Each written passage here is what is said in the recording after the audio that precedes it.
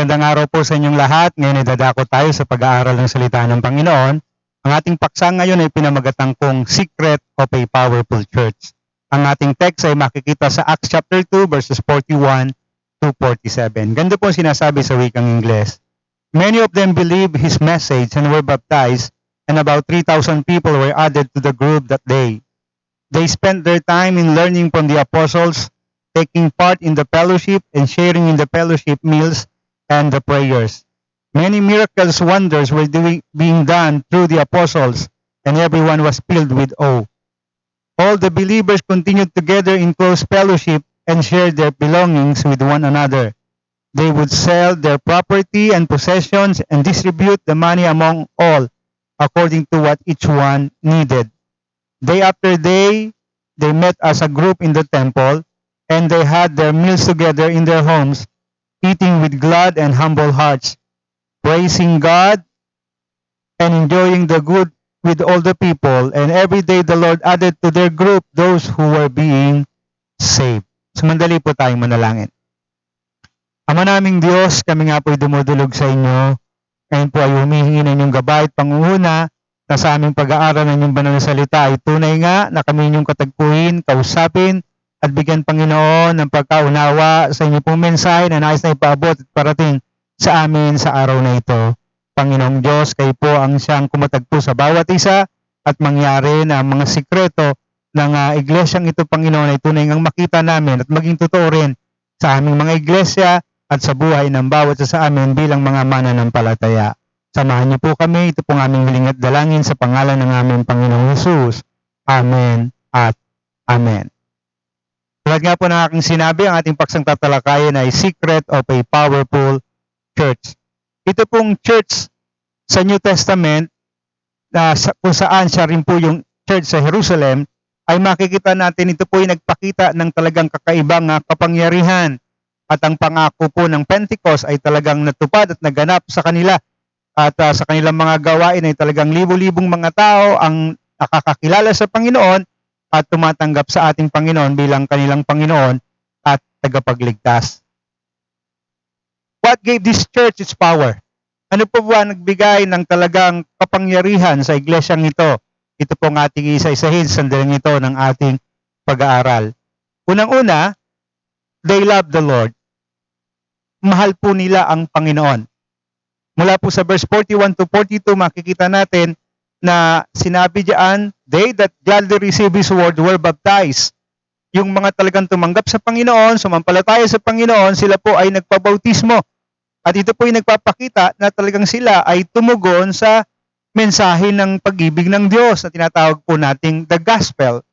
They show their love for God through baptism. Pinakita rin nila yung pagmamahal nila sa Panginoon sa pamagitan po ng kanilang pagsunod sa tubig ng bautismo. At yung pong tinatawag nating communion and baptism, it shows God's love. Ito po yung nagpapakita ng pag-ibig ng Diyos. Communion speaks of Christ's death. Tinutukoy ng communion yung kamatayan ng ating Panginoong Hesus, tulad nga po ng sinabi sa 1 Corinthians 11:23 to 26. At ang baptism naman po, baptism speaks of His burial and resurrection. Ang tinutukoy ng bautismo ay yung pong kanyang pagkamatay at pagkabuhay na maguli na makikita nating binanggit sa Romans 6 verses 3 to 4. Yung pong bautismo o pagsunod sa tubig ng bautismo shows our love for Christ. Ipinapakita nito kung gaano natin kamahal ang Panginoon. Baptism is following Jesus. Yung kanya pong halimbawa ay sinusunod natin bilang mga mananampalataya. Sa Matthew chapter 3 verses 15 to 17, makita po natin ang halimbawa ng Panginoon na siya mismo po ay nagpabautismo. Baptism is obeying Jesus. Ang bautismo po ay pagsunod sa Panginoong Hesus sa kanyang utos, katulad sa Matthew 28:18 to 20, na kung saan sinabi nga po niya ang kanyang Great Commission. Baptism is identifying with Jesus. Ito po ay pakipag-isa natin kay Kristo, yung pagpapabautismo natin, katulad ng binanggit sa Acts chapter 2 verse 41. So dito po makikita natin na ang isang dahilan kung paano sila ay nagkaroon ng kakaibang kapangyarihan ay dahil nga po talagang nandoon yung pagmamahal nila o yung pag-ibig nila sa ating Panginoon. Pangalawa, na makikita po natin, they love one another. Hindi lamang sa mahal po nila ang ating Panginoon, kundi mahal din po nila ang isa't isa. From verses 42 to 46, makita po natin yung mga bagay-bagay na ginagawa nila na ito'y nagpapahayag ng kanilang pagmamahal sa isa't isa. Nandiyan po yung sinabing, in the apostles' doctrine. Ibig sabihin, they love to gather to hear God's words. Sila'y nagkakatipon, nakikinig ng mga pangangaral, ng mga pagtuturo ng mga apostol, at dito napapahayag yung kanilang pagmamahal sa isa't isa. They love to gather to study God's word. Talagang nandoon yung kanilang kagustuhan na matuto, malaman kung ano ang inuutos ng Panginoon, kung ano sinasabi ng ating Diyos, kaya sila po'y nakikinig sa mga apostol. Secondly, in fellowship. Talagang nandoon po yung kanilang pagnanasa na makita ang isa't isa. They want to see each other. They want to talk to one another. Gusto nilang sila nag-uusap-usap. Pinag-uusapan nila mga ginagawa ng Diyos sa buhay nila. Pinag-uusapan nila mga bagay-bagay na naranasan nila sa ating Panginoong Diyos. And also, in breaking of bread, they share communion and remember Christ's death. Sa kanila pong pakikibahagi sa banal na hapag, sila po ay talaga namang inaalala nila yung kamatayan ng Panginoong Hesus, na kung saan dito nga po tayo ay nabigyan ng katubusan. They speak of Christ's love at the cross for everyone. Pinag-uusapan nila yung pagmamahal ng Panginoong Hesus sa bawat isa sa atin, sa kung saan kanya nga pong ibinigay ang kanyang buhay doon sa krus ng Kalbaryo. And also in prayers, yung pong pananalangin ay hindi po nawawala sa kanilang pagtitipon. They pray for one another. Lagi silang nananalangin para sa isa't isa.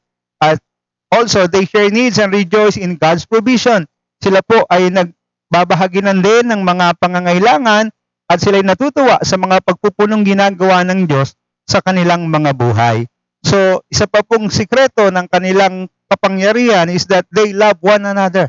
Mahal po nila ang isa't isa.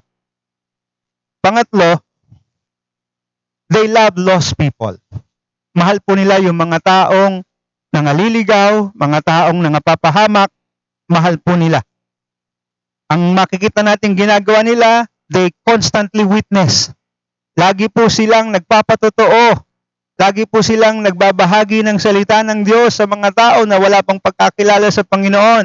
Ibinabahagi nila ang kanilang karanasan, ang ginawa ng Diyos sa buhay nila, ang pagliligtas ng Panginoon, at pagbibigay sa kanila ng katiyakan ng kaligtasan na matungo sa langit ang kanilang mga kaluluwa. They always praise God. Lagi po nilang pinupuri ang Diyos.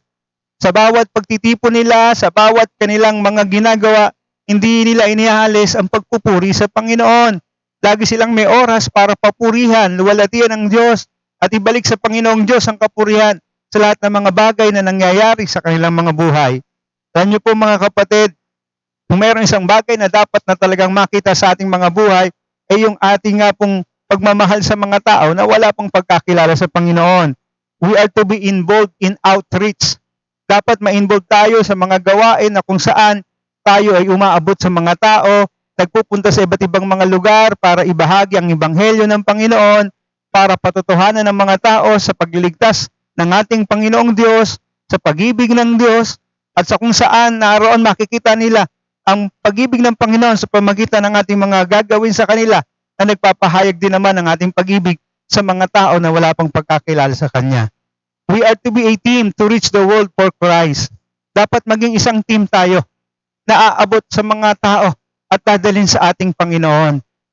Kung merong dapat na makita sa ating mga mananampalataya ay yung ating pagkakaisa sa pagnanasa na talagang ang mga tao ay madala sa pagkakilala sa Panginoon. So ito po, yung mga early New Testament Christians, they love lost people. Kaya nga sabi ng Bible, araw-araw nangadaragdag sa kanila yung mga nangaliligtas. Kasi po talagang araw-araw sila'y humahayo, araw-araw sila'y nagpapatotoo, araw-araw sila'y nagbabahagi ng mga karanasan nila sa ating Panginoong Diyos. At nawa ito po sana'y magawa rin natin ng mga mananampalataya sa ating panahon ngayon. Sa ating pong pagtatapos, nakita natin yung kapangyarihan ng early Jerusalem Church at kung paanong they turned the world upside down. Ngayon po, ang isang malaking katanungan, what does the Jerusalem Church have that we lack? Ano kaya yung bagay na meron itong Jerusalem Church na wala tayo na mga mananampalataya ngayon o ang ating mga simbahan sa kapanahonang ito ngayon? Alam niyo po kung anong sagot? The answer is love. Ang sagot po ay pag-ibig. Ito po ang kulang, ito po yung bagay na wala sa maraming mga simbahan ngayon. Ito po yung bagay na wala sa maraming mga Kristiyano sa panahon natin ngayon. Kaya nga po ang isang malaking katanungan ay ito, is the power of love active among us? Aktibo ba talaga ang kapangyarihan ng pag-ibig sa bawat isa sa atin? Nakikita ba ito? Nadarama ba ito ng ibang mga tao? What will you do to increase your love? Anong gagawin mo para mapalakas pa? Para mapalaki pa yung pag-ibig mo? What will you do to increase your love for the Lord, sa ating Panginoon? Anong dapat mong gawin? Kung nakita mo na parang hindi ganun kalaki ang pag-ibig mo sa Panginoong Diyos, anong kailangan mong gawin? What will you do to increase your love for the lost? Sa mga taong nangaliligaw, sa mga taong wala pang pagkakilala sa Panginoon, anong dapat mong gawin para mapalaki yung pag-ibig mo sa kanila? What will you do to increase your love for the brethren? Sa ating mga kapatiran, anong kailangan mong gawin para lumaki at mapalaki ang pag-ibig mo sa mga kapatid natin? Alam niyo po mga kapatid, kung meron pong bagay na dapat tayong talagang matutunang i-master sa buhay natin, ito ay ang pag-ibig. Sapagkat ito ang sikreto ng early Jerusalem Church, kung paano sila naging napakamakapangyarihan, kung paano they were able to turn the world upside down. Yun nga po ay dahil sa pag-ibig na nagahari sa kanilang mga puso. Pag-ibig na talaga namang siyang nagiging puwersa para magawa nila yung bagay na imposible. Magawa nila yung mga bagay na parang hindi basta-basta mo gagawin. At dahil nga po dito, sila ay talagang nakikitaan at nandoon yung kapangyarihan ng Diyos, nandoon yung pagkilos ng Panginoon, kasi nga totoo na sila ay umiibig sa Diyos. Totoo na sila ay nagmamahal sa mga kapatiran, sapagkat sila nga ay totoo na umiibig sa mga tao na wala pang pagkakilala sa ating Panginoon. Nawa, ito po ay ating tularan. Nawa, ito po ay ating pagbulay-bulayan sa ating mga buhay. Kung sakaling makita natin itong ay kulang sa ating mga buhay, why not start practicing love? Start asking God na talagang pag-ibayuhin, papag-initin ang mga pagmamahal sa ating mga puso, sa ating mga buhay. Sumandali po tayong manalangin. Aming Amang Diyos, kami po'y dumudulog sa inyo at patuloy na idinadalangin na nawa tunay nga ang halimbawa ng Jerusalem Church, Panginoon, ay tunay na maging huwaran ng bawat isa sa amin, ng bawat iglesia, ng bawat mananampalataya, Panginoon, at yung sikreto na nahayag ngayon, Panginoon, kung bakit sila naging napakamakapangyarihan, kung bakit nagawa nilang halos baligtarin, Panginoon, ang mundo sa kanilang kapanahunan, ay nawa tunay nga, Panginoon, ito po'y matutunan namin. At ngayon nga na ito'y nahayag na kung saan ang sikretong ito'y walang iba kundi ang pag-ibig, Panginoon. Lord, we pray, bigyan niyo po kami, Ama, ng pag-ibig na nagmumula sa inyo. Bigyan niyo kami ng pag-ibig, unang-una sa inyo, O Diyos. Palakihin niyo ang aming pag-ibig sa inyo. Pangalawa, Panginoon, bigyan niyo kami ng pagmamahalan sa isa't isa bilang magkakapatid sa inyo, Panginoon. At ganun din, turuan niyo kaming magmahal sa mga tao na kahit sa mga hindi kaibig-ibig, Panginoon, magawa namin silang mahalin at abutin, Panginoon, ang inyong ebanghelyo at matanggap kanila bilang kanilang Panginoon at tagapagligtas. Ama, salamat po ng maraming. Empower us, O God. Empower each and every one of us, Panginoon, ang aming mga simbahan, ang bawat mga kapatiran, bawat mananampalataya, Panginoon. Give us that love, Panginoon, na siya pong magiging malaking puwersa at kapangyarihan na kikilos sa amin para gawin, Panginoon, ang inyong mga utos upang gawin, Panginoon, ang pag-abot sa mga tao na wala pang pagkakilala sa inyo.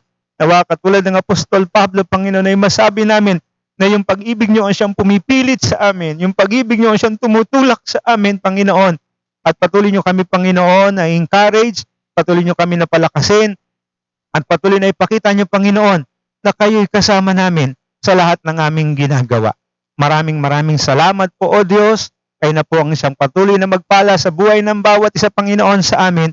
At nawa nga dakilang Diyos, patuloy po na hinihingi namin ang inyong pag-iingat, ang inyong paggabay, ang inyong pangunguna, ang inyong patuloy na protection, Panginoon, sa virus na COVID-19. At patuloy, Panginoon, na kayo po magpapala sa mga kabuhayan at hanabuhay ng aking mga kapatid. At patuloy na kayo, Panginoon, magbibigay ng kalusugan, ng kalakasan, at ang biyaya at pagpapala niyo ipasaganahin niyo, Panginoong Diyos, sa buhay po ng bawat isa. Ito po ng aming samot panalangin sa pangalan ng aming Panginoong Hesus. Amen at Amen.